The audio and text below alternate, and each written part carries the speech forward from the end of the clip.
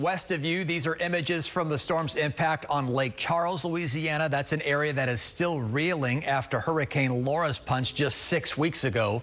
Our Brandon Walker is in Lake Charles and got an up-close look at tonight's storm. Nightfall here in Lake Charles, the south side of Lake Charles, south of the 210 loop, south of I-10. The story this hour is about the wind, not the rain, as Delta has moved up north. When we talk about parts of Lake Charles, you talk of communities already hit hard by Hurricane Laura 6 weeks ago. In fact, the homeowner of this house had blue tarp up.